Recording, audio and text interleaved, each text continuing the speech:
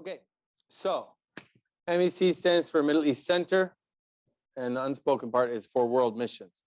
So we established the MEC in 2019 in Beirut, basically a platform, shared infrastructure for missions, because we want to see missions not to be considered as just from the west to the rest, but also from everywhere to everywhere. We want to see Middle Eastern missionaries being sent in their own regions and to other countries in the Middle East and beyond, because the Great Commission is for everybody, right? Not just for people that look a certain way. Really, the gospel started in the Middle East, right? So I think it can spread from the Middle East again. Beirut as the new Antioch. Antioch became the mission sending base for the kingdom after Jerusalem. And that's where the missionary effort went out throughout the Roman Empire. And so what we're doing is we're basically partnering with a lot of the churches in the Middle East. There's over 100 churches in Lebanon that we partner with currently, evangelical churches. We partner with evangelical churches in Lebanon. And we're trying to add value to them. We're trying to raise them up and train them in all these different things that are needed for the Great Commission. I go back here one slide. This is the chart that shows kind of the strategy that we employ and a lot of the different areas in which we're. So the sentence that I repeat about this is healthy churches, which are healthy families, healthy leaders, and healthy administrations. Healthy churches gathering together, reaching out with the gospel, having a global voice through media, and being guided by a biblically faithful strategy. So when we do all those things together, then we're actually providing platforms for believers to get together with like-minded believers, people that have the same giftings, and be able to teach each other and learn from each other, collaborate, create. And what we're seeing is like, we're trying to basically see an Arab evangelical renaissance for the gospel. And so a big part of that, and I'm trying to get back to this, today what we're talking about in this session is the media. And so we call this MEC Creative, is one of the three main parts of the MEC.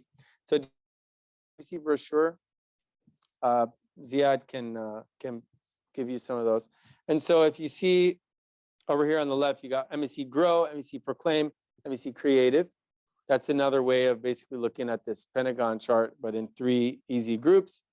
So MEC Creative really is all about trying to cultivate the worship arts. So we're talking anything from visual arts to music, to theater, to dance, whatever it is, poetry, skits. And then the media production side is basically how do you turn those arts, how do you turn them into media that's compelling, engaging, and state-of-the-art. And then the social media center is really where the distribution happens. So we're training people and benefiting expertise in all these different areas through MEC Creative. And so we actually are building studios right now in Beirut. We're almost done with our studio building project. And maybe I'll try to show you some pictures of the studios. Yeah, so right here, this picture down here of the main, the video studio that we're just kind of building. You can see there's still paper on the floor. That's how new this is. And we, this was actually before we had our full, we had the lighting kit just installed there. And so from all different evangelical churches in Lebanon are coming to the studio. We're filming them. They're sharing their testimonies on air, their media, and we're teaching them how to market that, how to distribute it for their own churches and for these platforms that we have. Like, for example, our biggest platform is called Pierre. It's focused on Arab women and it has about, I think, maybe 200,000 followers. And we've just seen millions of minutes of videos viewed, where we're putting scripture into videos, and we're testing those videos with a focus group of Muslim background women to make sure that that it fits the audience. And so we're teaching all these skills of production from writing, ideation, to storyboarding, to just the whole spectrum of like acting and filming, and then distribution. And then also we have follow-up teams on the back end that follow up with people that are interested in learning more. We have a lot of people that contact us and need prayer. They complain about personal problems that they're having, and all of these are avenues through which we can share the gospel with them. So we also do our media studios. We actually partner with global ministries who are trying to get their material into the region. One of those is Jesus Film. Another one of them is, we've done materials, Third Mill, Ligonier Ministries. We're like the voice of R.C. Sproul in Arabic.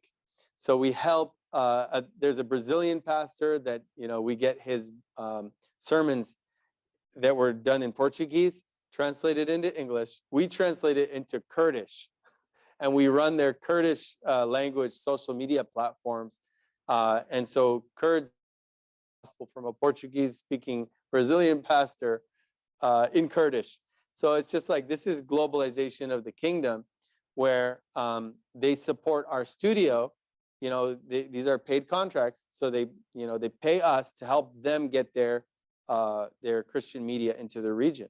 So this is how we're kind of forging these kingdom alliances and partnerships. And we're kind of just balance and all the curricula that have been made and the books, and we translate books into regional languages, and we're also working on Bible translation in regional languages as well. So anybody have any questions so far? Anybody else excited about this? What does that mean? Okay, so so do you see these young ladies right here sketching? Yeah, so we actually have fine arts interns who are, let me actually, because you asked that, I'm going to go to my Dropbox, and I'm going to find some photos. We have fine art students right now that are being taught by believing interns, and they're doing really awesome artwork. So let's see, the MEC Worship Arts Center, and we go to, okay, yeah, so that's the picture that I showed you. This is some of the art that our people are doing. I'm trying to zoom in, but I'm having trouble. Okay, yeah, so this is the art that our interns and students are doing. This is a mural that they put on, one of the girls put on the wall of the MEC. This is Eve, the main instructor. And we're also working on creating a Christian animation studio.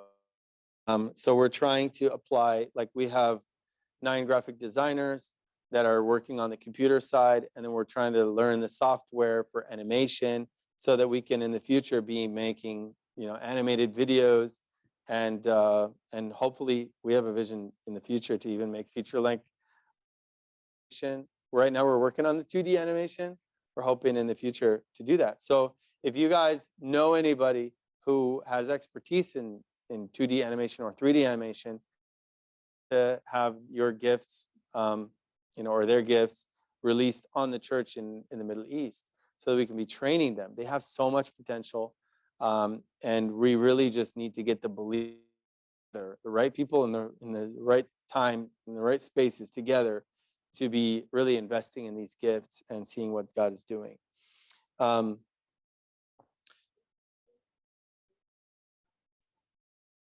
Most of them are from the churches, but they're also, some of these art students are non-believers, and they're getting into like a Christian ministry through that. Like we have 45 musics that are being taught, guitar, voice, piano, drums, and we're forming them into bands together. I'm getting ahead of myself, but I will get to this. Yeah, so like this was one of our band workshops just a couple of weeks ago, where we're putting them together in front of each other to perform after they've been taking music lessons for a few months. And you can see this is, the Worship Arts Center on the wall there. We do worship nights, and just these people are now learning to, serve their churches better. They had some musical talent, but they didn't have anybody to really invest in them. And so some of these guys are learning drums, some of them are learning guitar, and then we have interns from local churches that are, that are teaching them. So it's really just like bringing together, giving them this space and bringing them together so that they can collaborate and together. And in Lebanon, we have 14 different evangelical denominations. So we have Pentecostals, we have Assemblies of God, Church of God, we have Evangelical Free Church, we have the Alliance Church, Nazarene Church, Brethren, we have Independent Baptist, Southern Baptist. We have all these. And so sometimes they're in silos. Sometimes they don't really collaborate a lot with each other. Sometimes they're open to it, but they don't have a place to do that, except if they run into a believer that they know in a restaurant. Oh, hi, whatever. What if they're, what we're doing, why we created this is, what if there could be a space where they could all be together and work together and minister together, where it's not belonging to one church or the other, it's in a neutral place, but it's a Christian place. And so that's why we're trying to create these spaces. And so, yeah, this is just, and one of the scenes I really loved was okay, I need to tell you another thing before that. Okay, so one thing that we did for the worship thing is called Sauti Ilak, which is, okay, this is Sauti Ilak. It was a worship song competition.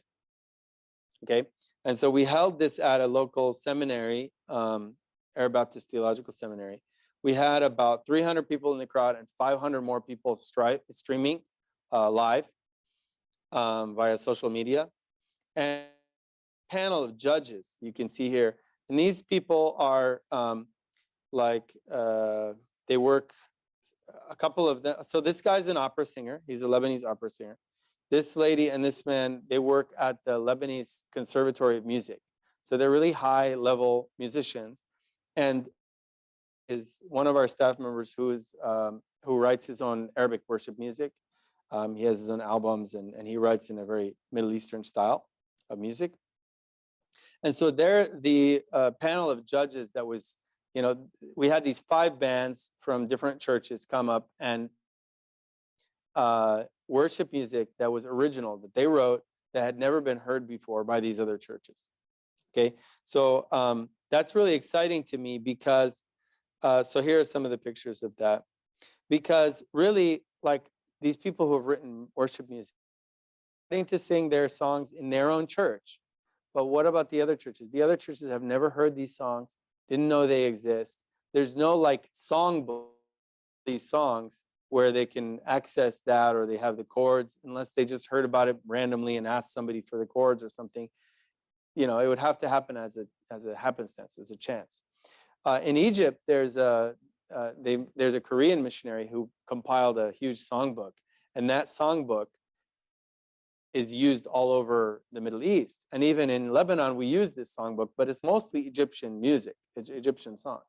There's not been that in Lebanon. So what we're doing as an organization, we're undertaking that project.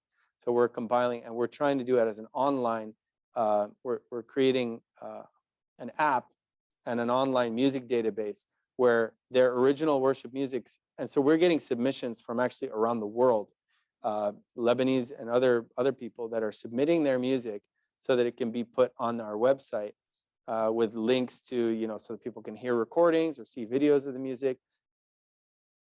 And we're creating an app for worship music, for worship leaders, so that they can put their set lists into the app. They can change the key of the song and it'll change it'll transpose everything. So we're just trying to encourage people to use their gifts. And we want, if somebody's, and it's not getting anywhere, let's get it somewhere.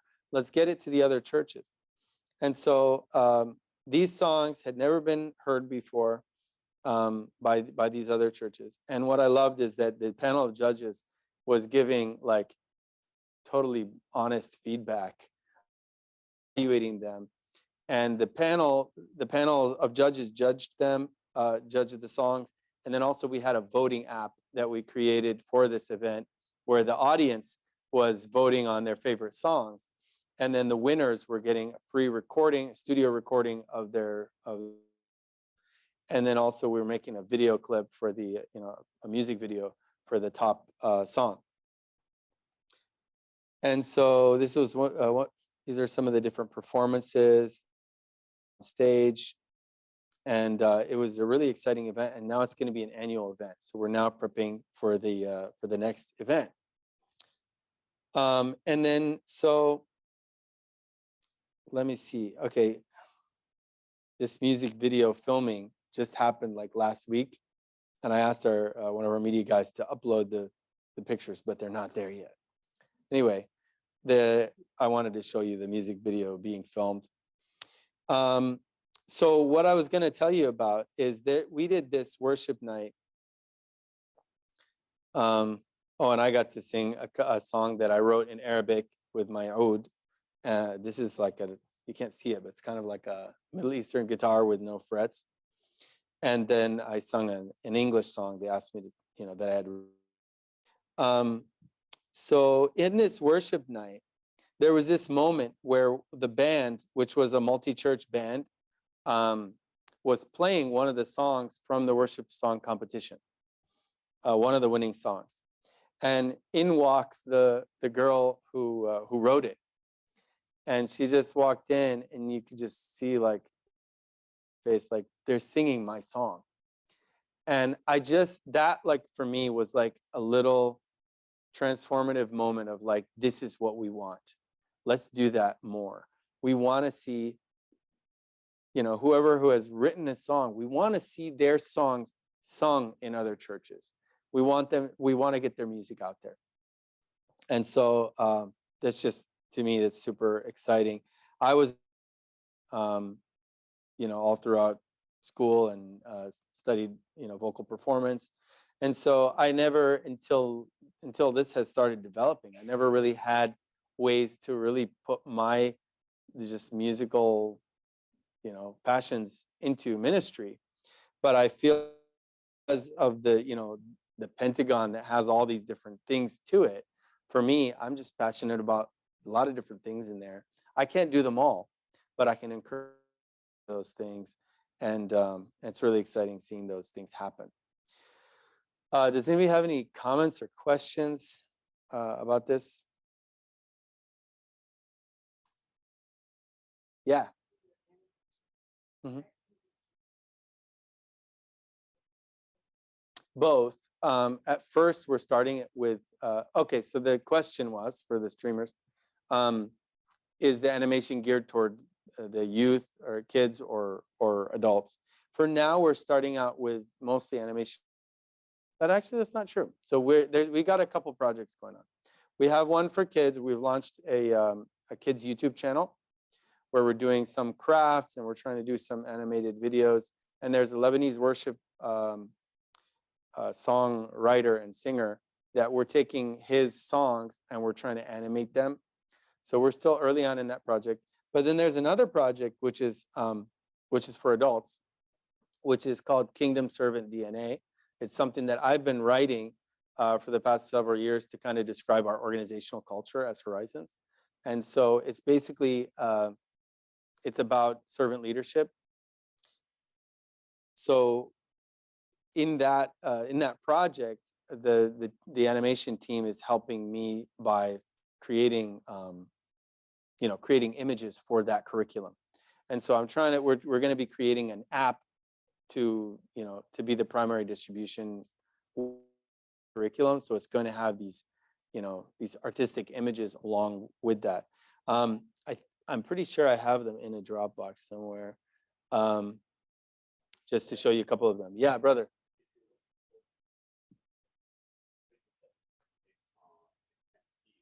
Which video clip? Which one? Oh, yeah, that's on the Instagram. Okay. How do I do that? Anyway, no, I was gonna look for the animation thing, but if you can find the link on your phone and send it to me, I could probably put it up if you WhatsApp it to me. I just wanted to show you some of these images. Kingdom servant DNA.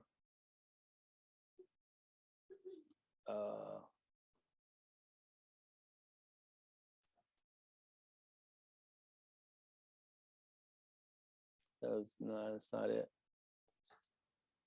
Okay.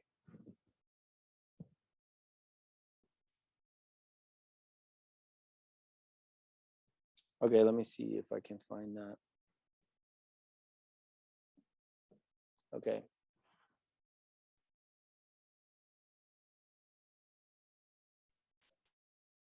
Yeah, this is it.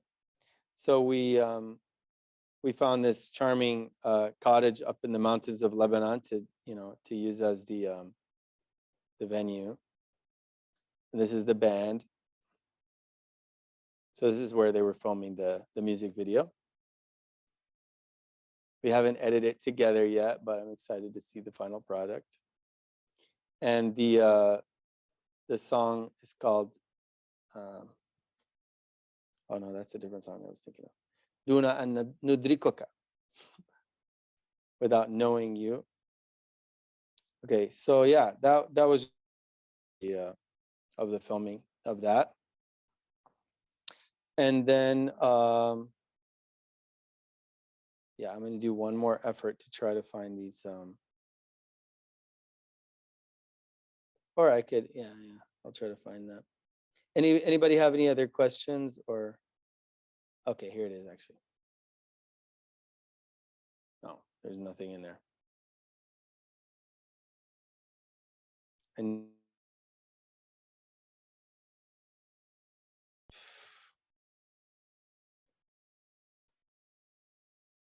yeah, so that's one of the things. Okay, so here's one of the images, like a watercolor. This was about Isaiah 11, come up from the stump of Jesse. So this is one of the things for Kingdom Servant DNA, some sketches. You asked about the app development. Yeah, so one of the things we're doing is we're teaching full stack web development to Syrians and Lebanese. So we have about 15 people right now in that team. A few of them are now, can do full stack. And we're starting to actually build websites for other ministries and even companies as a way to provide job sourcing work. So these were, let's see here. Yeah, so we're kind of doing some concepts for, like, this one is about, becoming a disciple that God wants to replicate. Just these are just sketches of, like, letting Scripture transform your heart and mind. This one looks a little new agey to me, so we got to. This one is about, like, replication of DNA, like the good apple seed and the bad apple seed. Like, if you have things that are unhealthy about you spiritually in your DNA, like when you disciple people, those corrupt parts are going to be replicated into them. And so just talking about kind of like letting God transform us and make us healthy so that we can be disciples that are worthy of being multiplied. And so, yeah, so I just love, like, just the creativity. that that is starting to happen with all these Middle Eastern believers, and just seeing their gifts just come out, and we're just finding all kinds of new ways to just apply those gifts directly to ministry. And so I think sometimes when you do a lot of different things, there's a temptation to get distracted into like, oh, we're really all about that. But we're really always trying to make sure that we're just really focused on the gospel. We're really focused on like all of this needs to add up to people coming to Christ, people being discipled, people being trained to go out and also disciple others and train others, and on and on. So yeah, we see so much destruction happening in Lebanon. It's much like the kingdom of Israel that was being cut off because of its corruption, right? That scripture reminded me of that. This, when Isaiah said a shoot will come up from the stump of Jesse, there was actually still a king on the throne from the line of David. Okay, so that prophecy is really strange, because how did you know that Israel is going to become a stump? How did you know that the kingdoms are going to get cut off? And then predicting also, this is a God thing, obviously, that the Messiah will come, Jesus will come, who is the root of Jesse, and he will be a shoot of Jesse, this new light. So for me, I feel like we're just like reliving another cycle of history where the corrupt governors have just gone into just idolatry, worship of money, corruption. And that's why like Lebanese currency has, crashed to like less than 5% of its former value. But in that cutting off and in that destruction, we're still seeing little buds of growth come up. Kind of means for me. Anybody else have any questions or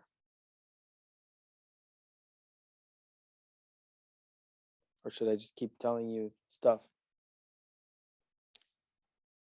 Yeah. How could you help? Well, what are you interested in helping with? What do you learn more about you? Okay. Yeah.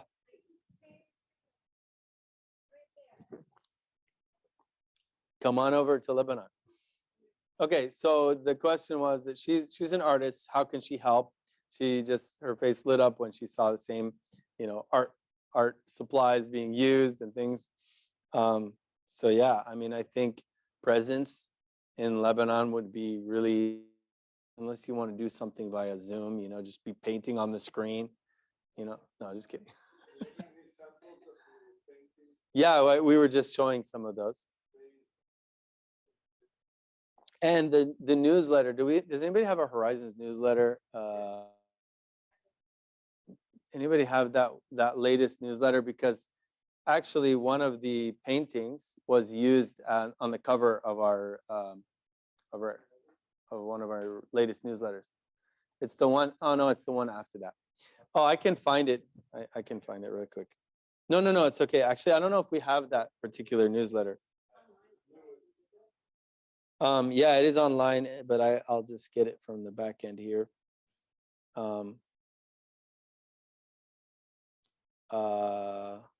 Okay, yeah. So this one is like faith like a mustard seed. So it's kind of also related to that kingdom servant DNA thing. And so the painting was done just like to show that inside the tree there's the DNA, and just, yeah. So from a seed. Yeah. What's that? Yeah, this is Eve who did that, and just it becomes what Jesus was saying is that the mustard seed is seed that is planted, and yet it can grow up into a big bush that can even provide shelter for the birds. And so that's why she has these little birds in there. Yep. So yeah, it's a huge blessing. And then what was I about to show you? Okay. How can we get involved? Well, we have a whole team that's dedicated to receiving international visitors and trying to make their well used. Unfortunately, a lot of the time, short-term mission trips can be a waste of time. Sometimes, like, you know, I heard a story about, like, there's just one example that comes to my mind about like 4 like top level guys that wanted, you know, they went on a mission trip, and they just got put to work like building pews for a church, like, you know, woodworking. And I think that was great that they're willing to serve in a humble way and do something. But I think there's probably some local woodworkers that could handle that if we were smart enough to figure out how we can use the amazing expertise that these guys have in a way in their strong suit. I don't think that they built were like, you know, you could sit on them, but like I think that they have like much more value, but it's really hard to make use of that, especially when, let's say I'm a pastor of a small church. How do I use that? But if we have something that's a neutral platform where we bring together, it's like of a bunch of different churches, then we might be able to do, let's say, a marketing seminar where we could actually help the churches, you know, to train certain people that are the right people to train, not just random people from one church, but like get the right people in the room. That could actually add tremendous value to be sharing those expertise. Want to come, and I don't know if you like to teach art or just collaborate on art or whatever it is, like just come over. And you know, when you tell our team that's talking to you, you know, communicating with you about all the logistics or whatever, you tell them what you're interested in. I'm an artist, I'd like to, you know, get involved in that. They'll connect you to the right people so that you can start making relationships where those relationships can go. So who would like one of these? Oh, you got it. All right. Anybody else? There's more of these right here. And we're really just trying to leave no gift behind. We want to give everybody an opportunity to make an impact. So yeah, so I guess I'll just continue talking unless you guys have any questions. So these are some of the design interns as of last summer. These are discipleship interns. Some of these, as you notice, are Muslim background and still veiled. These are the tech interns at that time. This was the first round of tech interns that were doing full stack development. This guy now, Jad, he was 21 when he came in, you know, last year. Now he's 22. No, but now he's actually a full stack developer. He had never written a line of code when he came to us, but we put him through you know, an online training program with this group, and we gave him projects to complete, and found that he was succeeding in that. So so yeah, we have international interns. A lot of these are from China, so they cannot like have their faces on there. And then we have media interns where we're teaching them photography, we're teaching them cinema, you know, what do you call it? Cinematography, yeah. Videography, basically. So, and then video editing, motion graphics, things like that. And they are now putting that into creating Christian media that's going all over the region, all over the world to Arabic speakers. And so now we're in the process of launching 2 new social media platforms, one for women, like young women, youth, and one for young men, youth.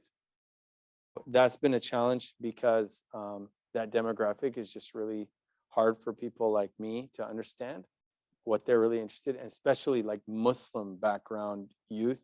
We just had to do a lot of research and trying to like figure out like who can help us with this, and trying to find people of that age group, you know, see what's out there on social media. So we do a lot of watching together of different, you know, we analyze like what's this social media platform, all that research together, and just trying to learn these skills together to get this going, because somebody's got to do it.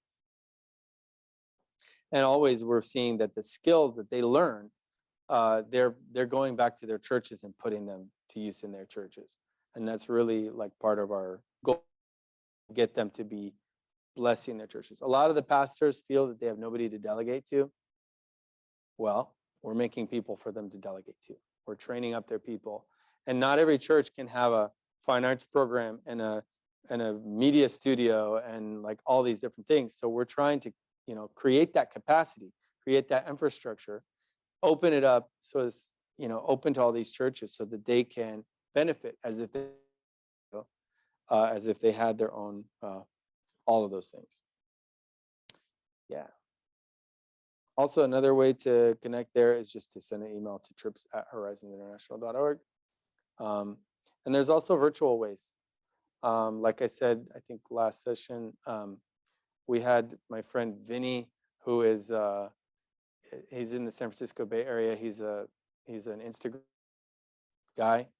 He did a workshop via Zoom for our people about helping Arab Christians learn how to use Instagram for their church ministries. And so they really benefited from that, and it's a great way for him to serve without even leaving his home. So yeah. And then here's my dad. He's got people with their hands in the air, so it must have been really important. I don't know what they're doing, but it looks exciting. So they must have been training, collaborating. Yeah, he trains on all kinds of things, from Bible translation to evangelism to discipleship, church planting, and all these people are passing it on to others. So yeah, that's basically what I have to say about this. Any other ideas? How many people do we have on the ground in Lebanon for the camera? We have about 130 staff and interns right now in Lebanon countries. So it's grown beyond what we ever thought it would, because 10 years ago, the team in Lebanon was me and my wife, Gigi, 10 years ago. And then in the summer of 2012, we brought on our first staff. In the fall, we brought on our second staff couple. So by the end of 2012, we were 6 people. And then by 2013, we had doubled to about 12 or 13 people. By the next year, we spent a few years doubling. And now, thankfully, we're not doubling, but we're still, kind of growing fast. And then one thing I could tell you about is that we are providing employment for believers. So we're bringing on staff members like crazy right now. And so we're trying to create just basically any kind of revenue sources that we can. So right now, like there are 9 media productions. They are, doing media services for different ministries that are getting, their materials into the region. We have 9 graphic designers. I don't know why this is not charging. Have to hit the button on the power strip. Sweet. Get the brains on me. Graphic designers are like, we're doing rebrands for, there's a medical startup that we're doing a rebrand for, and doing all their, like we're giving their logo a haircut, and we're doing their business card and, all the graphics, branding package for them. Barbecue sauce company. These are 2 believers that have companies. Another one is there's a woman who's a grant writer, and we're doing her website. And then, we're also doing we're running the books, like accounting for 5 different US companies. We have 4 accountants in Lebanon, 1 in Egypt. And so we're working with a fractional CFO in Seattle, who's a friend of mine, who's a believer. And he's been training, Lebanese accountants to run the books on his clients' companies. So anything that we can do to bring in revenue for the believers is just really a huge blessing, because a lot of people are being, really tempted to leave the country. So we had never done things like this before, but we found that the Lord had been kind of positioning us with the infrastructure to make this happen. So we're even doing some marketing work, we're doing data, what do you call it? Like data mining for marketing, a marketing company. where we actually have now 2 people on the marketing thing. Just 2 weeks ago, we brought on this guy named Antoine. Antoine was working for a food distribution company in Lebanon, and he wasn't making enough money to put food on the table just because of the currency devaluation. So we gave him over twice what he was making. And it's still not like he's going to be living in luxury or something, but it's much better than what he had before. And we were only able to do that because I have a friend in Texas who works for this software company, and they gave us a little contract to do this data gathering thing. So basically, we're just trying to find any kind of partners that we can who can just offer this or that. We have actually 2 architects. One of them is on staff. One of them is in a church that we partner with. And so if anybody needs some architectural drafting services, we can do that. Time, maybe I'll just pull this out right now. We have been dreaming of a big building for the MEC in the future that would have, let me see if I can sign in here real quick. That would have like a full performing arts center in it. Let me see here. It's making me log in. Okay, great. So I'm going to show you like an artistic, like a concept, architectural concept for the MEC. Let's see. And so I'm going to be working with the architect on staff. Like he's been working on a set program that we're about to film for Christian families. It's a curriculum that my dad created for Christian families from Muslim background. So he's built, he designed the set for that. And then I'm also going to be putting him to work on refining this into an actual architectural drawing where right now this is just a concept. It doesn't even have like support beams or anything. But this is a concept for the Middle East Center. The lobby, to go in there and just have like a full, conference center where you can have conferences, you can have meals, you can have classrooms, you can have, oh man, where did I go? You can have, maybe we were dreaming of a rooftop cafe up there, co-working spaces, classrooms. So let's see if I can get to this.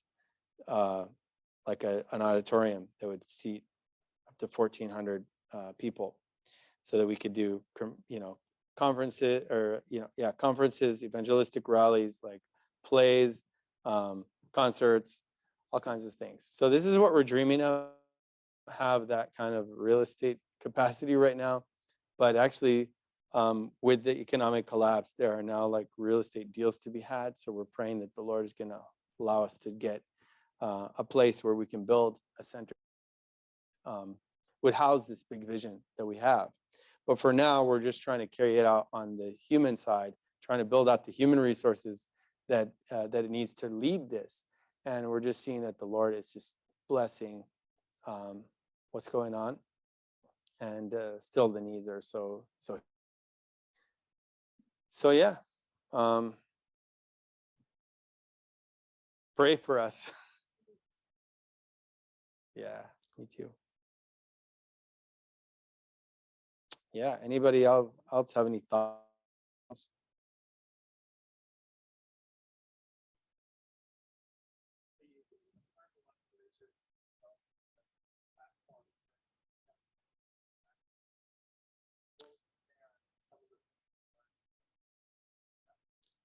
Yeah, so the question was that I said that we're learning a lot when we're doing research about like social media for young men. What are some of the things that we've learned? Honestly, I'm having trouble thinking of what we've learned about the youth ones because we're still in the beginning. And really, I feel like the learning happens more. Okay, there's certain that you do on the research side, but then when you get to trial and error, that's when I feel like we really learn stuff. I'll give you some examples of stuff we've learned about like social media for our bigger platform, which is aimed at Muslim women. For example, very first video that we put on this focus group that we created of like, it's all actually Muslim background people. Most of them are women. There's a couple guys on there as well because they're also Muslim background and they have good ideas. Video that we put on there was this shot in the end of, you know, the Jesus statue in Brazil. Are you Brazilian? Or you're Spanish? Okay.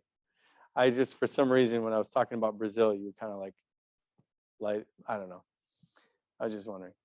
So, you know, the statue of Jesus in Brazil, in Rio, we had some kind of statue in a video. And so when we put it to the focus group, they came back and said, Muslim women, Hamida is actually the name of our archetype, you know, the persona. So they said, Hamida actually looks at Christians as idol worshippers and people who drink alcohol. And so when you put a statue up, you're worshiping an idol of Jesus. So we're like, oh my gosh, I never even thought of that. Like, I just thought it was like something about Jesus, like, you know, but they're looking at it as a statue, an idol. So we took that out. Another thing was like, there was one about he loves me not, with a flower being picked, and somebody had written kind of this poetic thing about God's love for me. You know, does he, you know, the love of the Father is always unconditional and stuff. It's not he loves me not. I'm not sure if that flower picking thing was a part of Muslim culture. So we just kind of like sent it by the focus group, and they said, oh yeah, that's totally something that I did on the schoolyard when I was a little girl. And then she gave us like the group gave us like 3 or 4 other like ideas for what Muslim girls would do, or what they're, and ideas that we could use as visual elements in subsequent videos. So that's a couple examples of just like things that we've learned.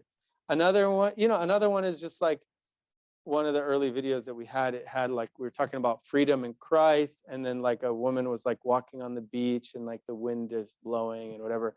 And when they saw it, what? Oh yeah. Looked like a shampoo commercial, you know. No, but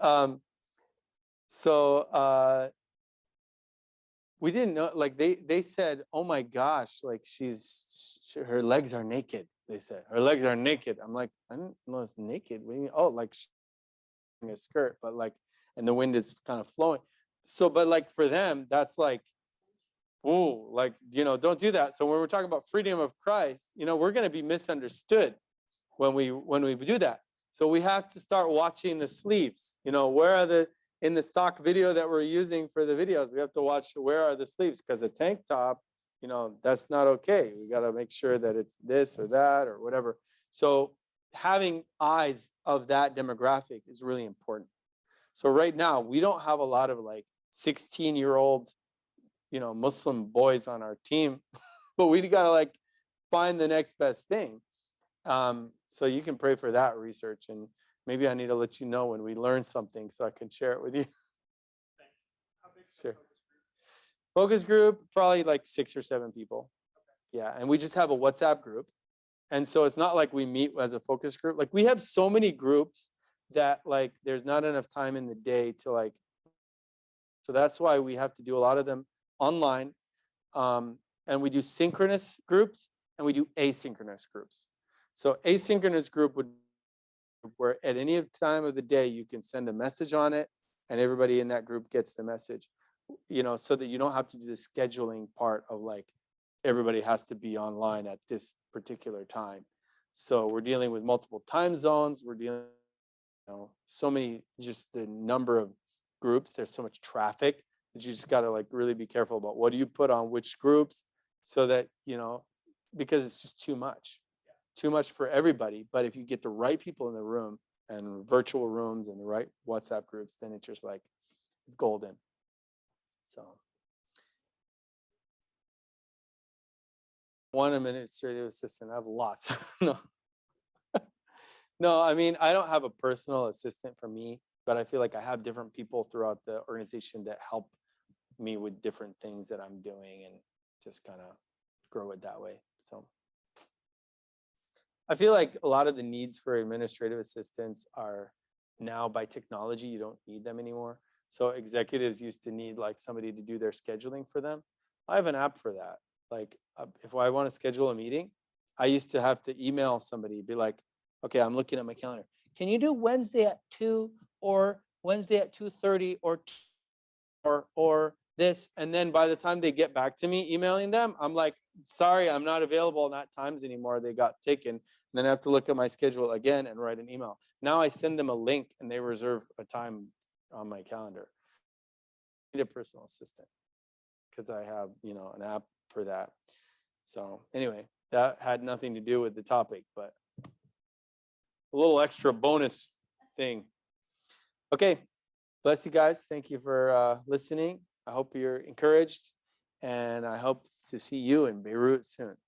And anybody else?